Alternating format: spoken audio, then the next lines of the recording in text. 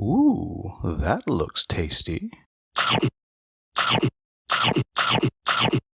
Welcome folks, today the Hungry Gamer is back with another mini preview, and today we're talking about Rove from, I can't even see it, it's all the way over there, Addicts Games, and designed by Moti Eisenbach and Tavan Grossi. And I do apologize if I mispronounced any of those names. Now, this is a mini preview because this campaign launched on Tuesday. My copy of this game, prototype copy of course, arrived Tuesday night. And this is a very, very large game, and obviously I don't just mean size of the box. So because of that, this is not only a mini preview, because I haven't had the time to put it all out onto the board and get some kind of rules overview or anything like that, but also because this is very much a first impressions. I've played a few scenarios. They sent 10 different scenarios that you can play through. I have not played through all 10. I have played through two and a half. I played through 2.5 scenarios. So not nearly enough to be able to give my full thoughts on this. So just understand that. Here are my first impressions and the things that I am thinking about, that I will be checking out, that I'm curious about moving forward. So with all of that said, what this game is this is a large adventure dungeon crawl style game. And I don't know if they are saying officially this is influenced by Gloomhaven, but this is influenced by Gloomhaven. The art is practically the same, and this is the same company that put out the Crimson Scales, which was a fan-made, full-on, big-box expansion to Gloomhaven. So the DNA is there of how they've gotten where they are. So just tossing that out there, if you are looking at some of the images that are going to be popping up, or you're looking at the campaign page and like, huh, it kind of reminds me of Gloomhaven, you're right, it does remind you of Gloomhaven. Now, with that said, even though a lot of what's going on is similar, and a lot of the look is similar, the game does play differently. And so some of the major differences are, one, you're going to have these big books that have the different maps in it. So you're not having tiles. It's closer to like a Jaws of the Lion as far as you have your big map book that you're going to be using. And then your core gameplay is going to be different, because in this game, you're going to have your player board, which is going to have 4 actions on it, and of those 4 actions, you're going to pick 2 of them every round. And it might be movement, it might be basic attacks, whatever. And then you have 5 different cards down below, and again, you're going to get to pick one of those that you're going to activate. However, every time you activate one of these cards, you're going to flip it over to the other side, and the other side is a different ability that does something different, and it's activated a little bit differently. And every round you're going to be doing it back and forth, back and forth. However, there's more. You're also going to have 2 cards up top above your player board that are reactions. And they tell you very clearly, if this thing happens, whoop, flip it over, and whatever it is that happens, happens. It might give you some more magic, which they call ether. It might be a healing ability. It might do damage to the bad guy that attacked you. Whatever. In that way, you're going to be moving around the board and doing your combat. And so, though your cards and abilities will be changing, you're going to be going kind of back and forth with them, using them over and over again. The other major difference from those of you who are looking at this and thinking Gloomhaven is the AI. The AI is going to work out to where you have all of the possible abilities lined up for you to see at the beginning of the game. And you're going to start, and then every time the enemy activates, you're going to roll this die, and it's going to move 1 slot to the right of the 4 different possible abilities. And this die is most likely to give you 1. So just go, boop, move 1 space over, and that's what you're going to get. But it can jump farther. So you're looking at it and you know, okay, it's going to do one of these 4 things. It's probably going to do this. I need to plan accordingly. But of course, sometimes it doesn't work that way. And then as you're going through, you'll be using abilities or making attacks. And as you're going through, you'll be using abilities that are going to be getting you what's called ether. You might do a fire blast and it gives you a fire ether or something like that, which you'll be able to use in various ways to boost your abilities, or sometimes you have your more powerful attacks, your more powerful abilities that you have to spend 2, 3, or 4 ether in order to activate it and then flip that card over. And then the other thing that's important here as we're going through is every time you attack, you're going to roll this big ol' honkin' D8, which has all the different types of ether on it. And depending on what symbol you roll, you're either going to do a little more damage or a little less damage with each attack. And that's more or less kind of the core gameplay of how this works. However, the other thing that's worth talking about is the way the story works. The way the story works is, just like any other campaign game, you're going to be making a choice. Well, I want to go into the woods to chase down this quest, or I want to go deal with this giant army that's forming. That's kind of the first big choice you have to make in the game. Well, if you go down one path, you'll do several scenarios and you'll end up at a result. You're going to wind up coming back around where you have to deal with the other path also, but depending on which one you do first, the other one's going to get worse. It's going to keep growing. The threat is going to keep happening and things are going to change. Now, I'm going to get super vague here because I did spend some time talking with one of the members of the Rove team, and he explained to me in great detail what the difference would be if I'd gone all the way down this one path and then went back to the other one versus if I'd started on that path that I didn't take to start out. And the differences are huge. Not only are they huge in difficulty, but they are also different in story. You will get a different story, significantly different story, if you go one way versus the other.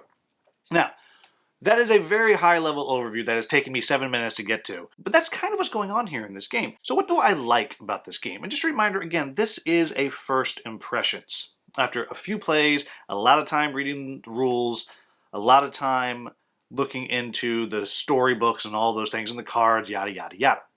Now, first thing I'm going to say is I really like the way the card play works in this game. I find it very, very clever. I love this kind of flipping cards back and forth, that you are kind of saving up the ether that you're going to be getting to make sure you can flip the cards at the right time. You're making the choice of how do I want to set myself up, because maybe I'm in a little bit of danger here if I go here, but of course if they attack me I get to activate my reaction. I think it's very, very fresh, very, very inspired the way that works, and I really, really like it. The next thing I like is I like the ether system. I like that you have the different elements that you're dealing with.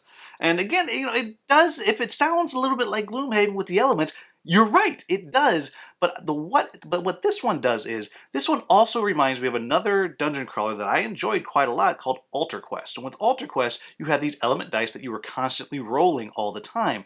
And then you were able to use those dice, those elements, to activate your abilities. Well, that's what's happening here. You're going to be using cards that might get you a specific ether, or sometimes it's just get an ether and you're going to kind of just roll the die and you get what you get. But if you get the right things, you can use those to activate abilities. Then once you've used those abilities, they become infused or charged, whatever they call it, and then you can actually pull those things back and use those to activate your items that you have to do, again, various things that you're using. It just is clever, and it's fun, and it's interesting, and you feel like you constantly have something that you're able to do, and I think that works really, really well. The next thing I'll say is the characters all play differently. There is less difference, I think, early on than you might expect, but as the characters get stronger and stronger, they go through evolutions. The gentleman who was teaching me the game the first time referred to like Pokemon, and I think that's a very good analogy, because you are the same type of fighter or warrior or mage or whatever, but you have evolved. You do things very differently. You have different core abilities. You're more powerful. Maybe you develop new weaknesses, etc., etc. I think that's very, very clever and very, very interesting as well. I also really like the kind of quest tree thing that I described, the way you're going to do all these missions anyway, but depending on which direction you go, it's going to change the difficulty, which of course makes sense, right? Because you don't want to go back and do a level 1 mission when you've become this super powerful warrior, because you will just kind of roll it. So getting more difficult makes sense, but I love the different change in story. I love how that's going to change things. I love how that's going to do something different, and you're going to get a different experience. Along with that, I also really like that not all of the quests are just fight everything and kill it. Sometimes it's kill the boss. Sometimes it's just get yourself to this part of the board. It's a run. It's an escort. I like it when dungeon crawls do that. The most fun thing about dungeon crawls is the fighting, of course. But sometimes it's nice to be able to do something different, have to do something different. I think that's very, very cool. I love that it uses a map book instead of a bunch of big tiles. I think that's probably how a lot of dungeon crawlers are going nowadays. Is just you lay it out and you move on. I think that works very well. I like that, of course. And I also really do like the AI. the way that works. You have the book, it's there, it tells you what you're dealing with, but you have the ability to kind of predict what might happen. It's like you studied these creatures, you know what they do, you know their tendencies, their tactics, and you might be surprised, but you have an idea. I like that a lot. I think that is fantastic. Is it the best way to do an AI? I don't know about that, but I do think it works really well, and I do appreciate it because you can manipulate it a little bit, but you can also be surprised. And then the last thing I'm going to say is, it's got an interesting story. The story is interesting. There is several paragraphs before each quest, and it's enough to where, okay, I'm curious what's going on here, what's happening, how is this going to evolve? You're going to meet characters and you might become attached to them. And from what I have read so far, which is not close to all of it, it seems pretty cohesive in the sense that there's a through line that I'm able to follow, which is not always the case. So what are my quibbles with the game? Well, I'll start right out with the story I just said. The prose is fine. It's not Madara. It is not Oathsworn. It is not Familiar Tales.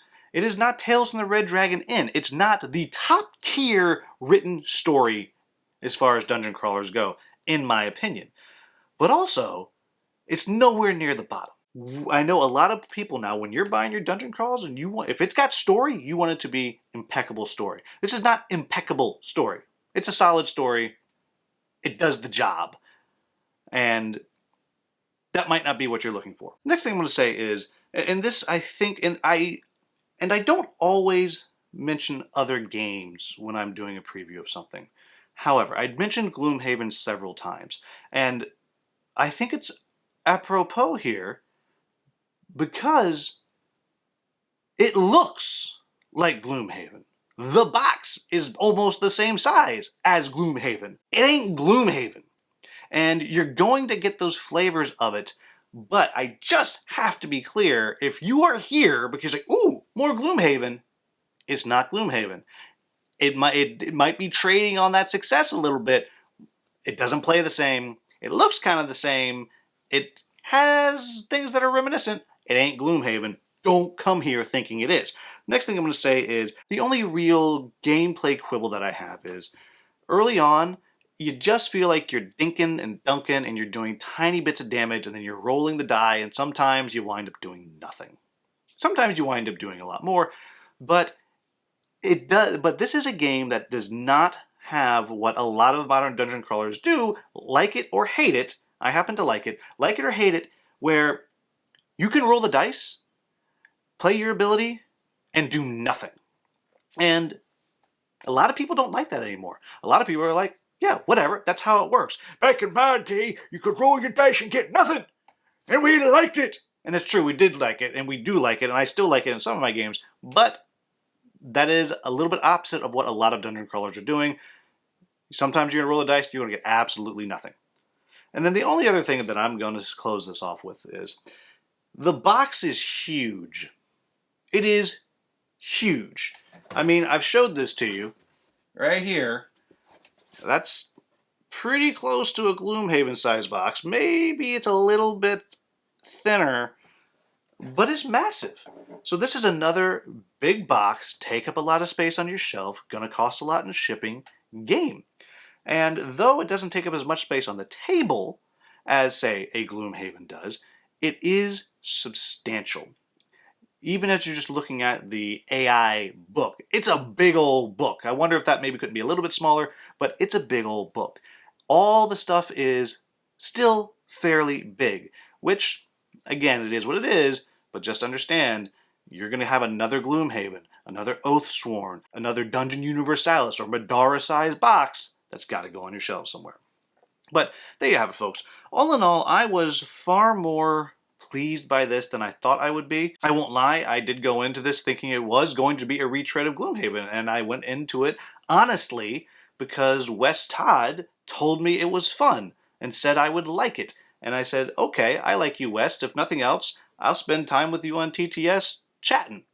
But the gameplay is fresh.